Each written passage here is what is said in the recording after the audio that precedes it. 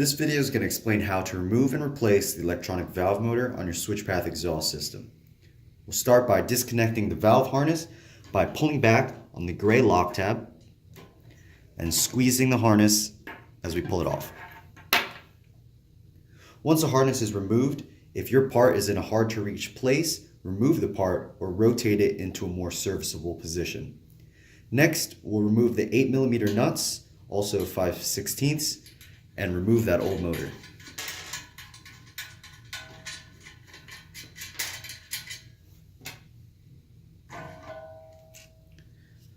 Once you get the new motor, take that and reinstall it the same way that the old motor came off. Reinstall those 8mm or 5/16 nuts back at the top.